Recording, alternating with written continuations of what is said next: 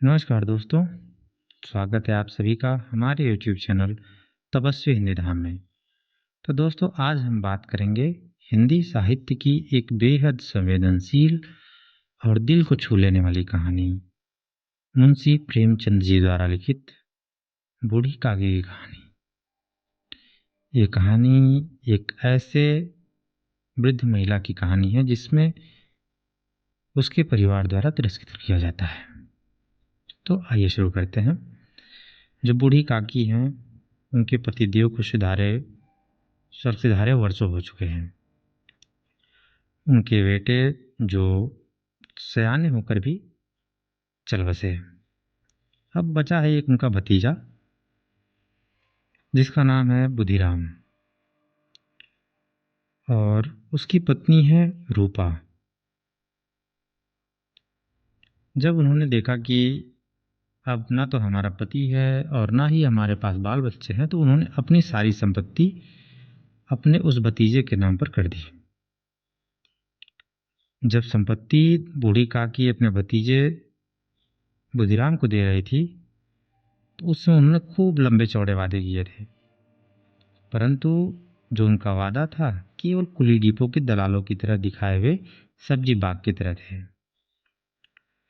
जबकि जो बूढ़ी काकी की संपत्ति थी उससे सलीने में 2-250 रुपए इससे कम नहीं आता था, तो आराम से बूढ़ी काकी का पेट भर सकता था। लेकिन जब से उन्होंने अपनी संपत्ति बुधिराम के नाम पर किया है, तब से उनका पेट भी नहीं भरता। अगर कभी वो मांगती तो कभी वो चिल्ला होते, कभी उनकी पत्नी रूपा चिल्ला पड़ते थे।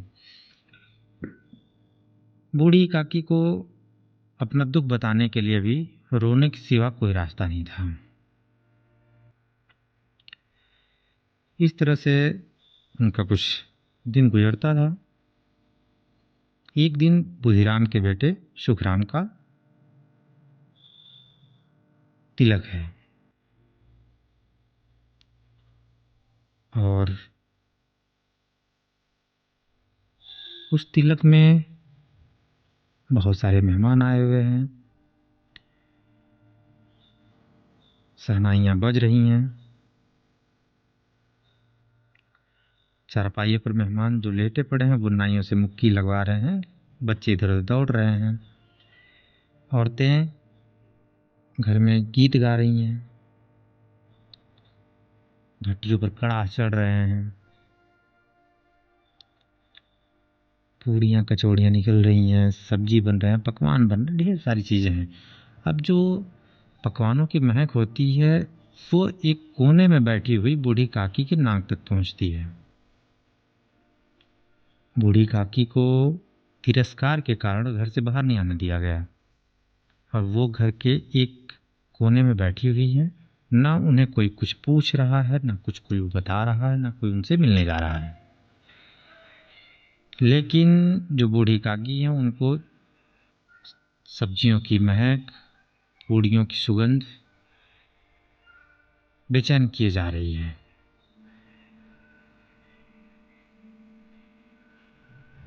वो कभी ये अनुमान लगाती थी कि लग रहा है आज मुझे पूड़ियाँ नहीं मिलेंगी क्या, इतनी देर हो गई है, कोई भोजन भी लेकर नहीं आया, लगता है सब खा चुके हैं, मेरे लिए कुछ नहीं बचा होगा। यह सोचकर उन्हें रोना आ जाता है, लेकिन सोचती हैं कि अब शगुन हो जाएगा, इसलिए वो रोती नहीं है। और जब सब्जियों की सुगंध उनकी नाक तक पहुंचता है तो कहती, आहा कैसी सुगंध है, अब मुझे कौन पूछता है। जब रोटियों के हिलाले पड़े हों तब ऐसे भाग्य कहाँ कि भरपेट पूड़ियाँ मिले। उनके कलेजे में भूख सी उठने लगी, लेकिन रूपा के भय से उन्होंने फिर मौन धारण कर लिया।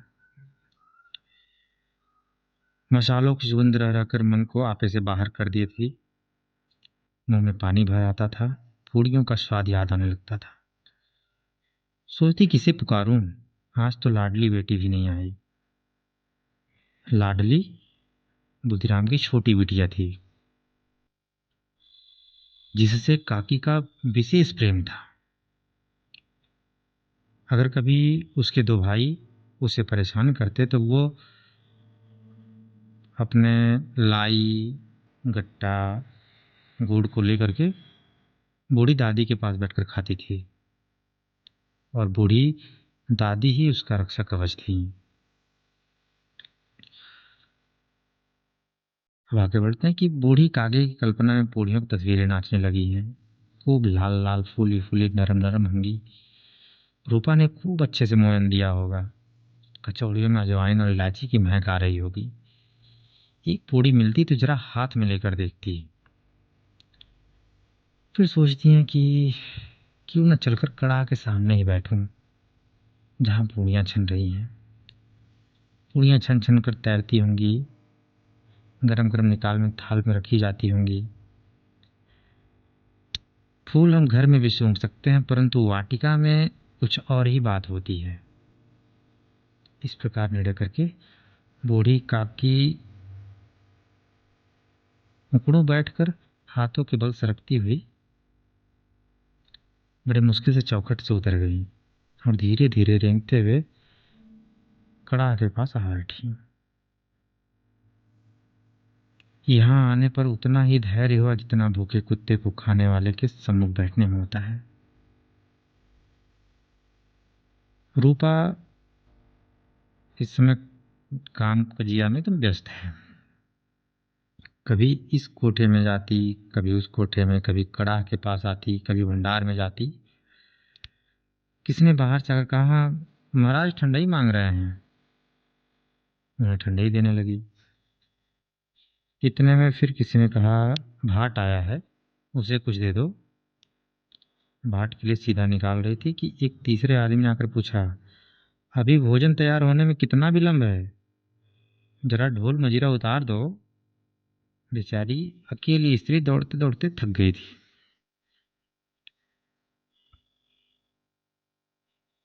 कहीं पड़ोसियां यह न कहने लगे कि इतने में उबल पड़ी, इसलिए वो क्रोध भी न कर पाती थी। प्यास से उसका कंठ सूखा जा रहा था, गर्मी के मारे फूकी जाती थी, पर इतना भी मौका नहीं मिलता था कि पानी पी ले या पंखा लेकर थोड़ा हवा ले ले। उसे ये भी डर था कि कहीं आंख हटी और चीजों की लूट मची। इसी अवस्था में अचानक से उसकी नजर पड़ती है कड़ा के पास बैठे बूढ़ी काकी को। तब तो एकदम जल गई। क्रोध उसका कंट्रोल न हुआ। इसका भी ध्यान न था कि पड़ोसी बैठी हुई मन में क्या कहेंगे, पुरुषों में जो लोग हैं वो क्या कहेंगे। जिस तरह मेंढक केंचुए पर छटपटाता उसी प्रकार वह बूढ़ी काकी पर झपटी और दोनों हाथों से झटक कर बोली, ऐसे पेट में आग लगे, पेट है ये भाड़, कोठरी में बैठते हुए क्या दम घुटता है? अभी मेहमानों ने नहीं खाया, भगवान को भोग नहीं लगा, तब तक धैर्य नहीं हो पाया तुमसे? आकर छाती पे सवार हो गई।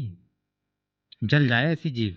दिन भर न खाती होती तो न जाने किस हांडी में मुंह डाल देती। गांव देखेगा तो कहेगा कि बुढ़िया को भरपेट खाने को नहीं पाती, तभी तो इस तरह मुंह बाए फिरती हो। डायन न मरे माचा छोड़े, नाम बेचने पर लगी है, नाक कटवा कर दम लेगी। इतना ठूसती है न जाने कहाँ भस्म हो जाता है। लो भला चाहती हो तो जाकर कोठरी में बैठो, जब घर के लोग खाने लगेंगे तब तुम्हें भी मिलेगा। तुम कोई देवी नहीं हो कि चाहे किसी भी अवस्था में आओ मुंह में पानी न जाए, तुरंत तुम्हारी पूजा पहले ही हो जाए। बूढ़ी काकी ने सिर न उठाया, न रोई न बोली, चुपचाप रेंगती हुई अपनी कोठरी में चली गई। आघात ऐसा कठोर था कि हृदय और मस्तिष्क की संपूर्ण शक्तियां, संपूर्ण विचार, संपूर्ण भार उसी ओर आकर्षित हो गए। नदी में जब कगार का कोई बृहद खंड कटकर गिरता है तो आसपास जल समूह चारों ओर उसी स्थान को पूरा करने के लिए दौड़ता है। इधर भोजन तैयार हो गया, आंगन में पत्तल पड़ गई हैं, मेहमान खाने लगे हैं। स्त्रियां जीवनार गीत गाना आरंभ कर दी हैं। मेहमान के नाई और सेवकगण भी उसी मंडली के साथ किंचु कुछ हट कर भोजन करने बैठे। बूढ़ी काकी अपनी कोठरी में जाकर पश्चाताप कर रही थी कि मैं कहाँ से कहाँ गई। उन्हें रूपा पर क्रोध नहीं था, अपनी जल्दबाजी पर दुख था। सच ही तो है, जब तक मेहमान लोग भोजन न कर चुकेंगे घर वाले कैसे खाएंगे। मुझसे इतनी देर भी नहीं रहा क्या। सबके सामने पानी उतर गया। अब जब तक कोई बुलाने ना आएगा ना जाऊंगी। मन ही मन इसी प्रकार का विचार कर मैं बुलावे की प्रतीक्षा करने लगी। परंतु घी की जो खुशबू है वो बहुत ही धैर्य परीक्षक महसूस हो रही है। एकदम सा कंट्रोल नहीं हो रहा है। एक एक पल उन्हें एक एक युग के समान मालूम चल रहा है। अब पत्तल बिछ गई होंगी, अब मेहमान आ गए होंगे, लोग हाथ पैर धो रहे होंगे, नाई पानी दे रहा होगा। मालूम होता लोग खाने बैठ गए हैं, क्योंकि जीवनार गीत गाया जा रहा है। धीरे धीरे एक गीत गुनगुनाने लगी। उन्हें मालूम हुआ कि मुझे गाते देर हो गई। क्या इतनी देर तक लोग भोजन कर ही रहे होंगे। किसी की आवाज नहीं सुनाई देती। अवश्य से ही लोग खा पी कर चले गए। मुझे कोई बुलाने नहीं आया, क्योंकि रूपा चिढ़ गई है। क्या जाने न बुलाए। सोचती है कि आप ही आएंगी। वह कोई मेहमान तो है नहीं जो उन्हें बुलाऊं। काकी फिर चलने के लिए तैयार हुई। यह विश्वास कि 1 मिनट में पूड़ियाँ और मसालेदार तरकारियाँ सामने आएंगी। वो मन ही मन इस तरह के मंसूबे बांध रही हैं कि तरकारी से पूड़ियाँ खाऊंगी, फिर दही और शक्कर से कचौड़ियाँ, रायते के साथ मजेदार मालूम होंगी।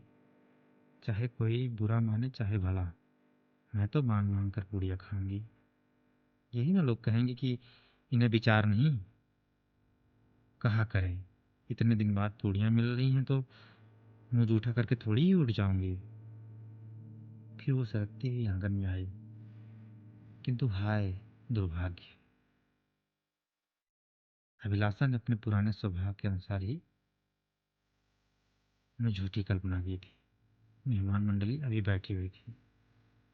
कोई खाकर उंगलियां चाटता तो कोई तिरछी नजर से देखता था कि लोग अभी भी खा रहे हैं या नहीं। कोई दही खाकर जीभ चटकारता। इतने में बूढ़ी काकी रेंगती हुई उनके बीच में जा पहुंची। तो ये आदमी चौंक कर उठ गए, पुकारने लगा, रही यह बुढ़िया कौन है, यह कहाँ से आ गई, देखो किसी को छू न दे। पंडित बुढ़िया काकी को देखते ही क्रोध से तिलमिला गए। पूड़ियों का थाल लिए खड़े थे, थाल को जमीन पर पटक दिया। और जिस प्रकार से एक निर्दयी महाजन अपने किसी बेईमान या कर्जदार को देखते ही झपट कर उसका टेटुआ पकड़ लेता है, उसी तरह लपक के उन्होंने काकी के दोनों हाथ से गले को दबाया। दोनों हाथ पकड़े घसीटते हुए लकड़ों ने अंधेरी कोठरी में ढंग से पटक दी। बूढ़ी काकी की आशा रूपी वाटिका लोग एक ही झोंके से नष्ट विनष्ट हो गई। मेहमानों ने भोजन किया, घर वालों ने भोजन किया, बाजे वाले सबने भोजन कर लिया। किसी ने उनके बुढ़ापे पर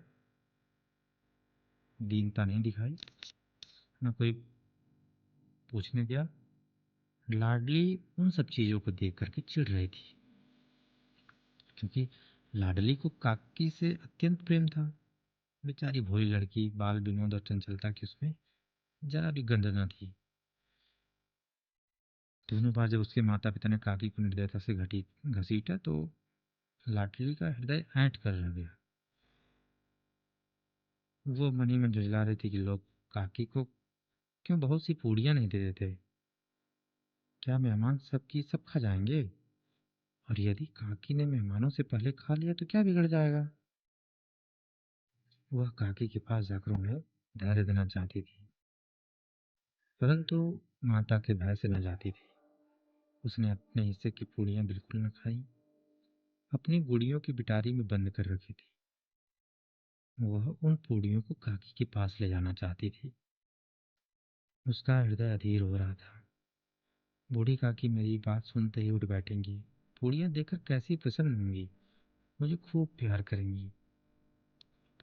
रात के 11 बज गए हैं। रूपा आंगन में सो रही है, लेकिन लाडली की आंखों में नींद नहीं है। काकी को पूड़ियाँ खिलाने की खुशी उसे सोने नहीं दे रही थी। उसने गुड़ियों की पिटारी सामने ही रखी थी।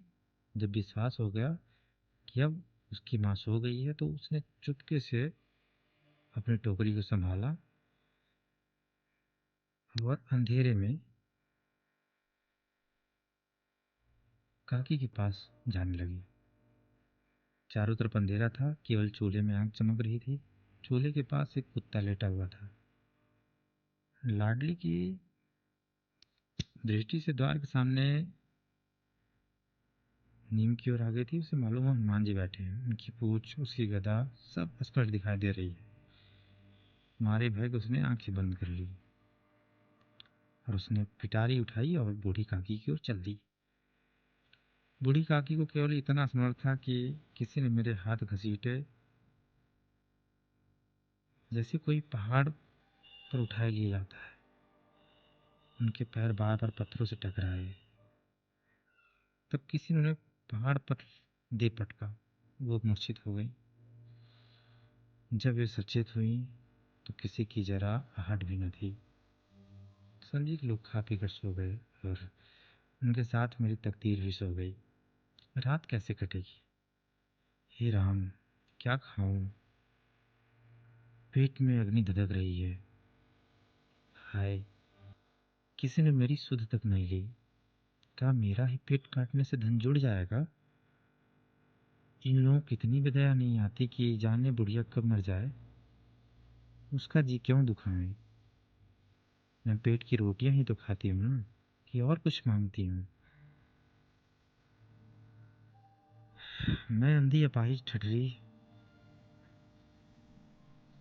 न कुछ सुनूं न बूझूं। यदि आंगन में चली गई तो क्या बुधिराम से इतना कर देना बंदा कि काके अभी लोग खा रहे हैं, फिर आना।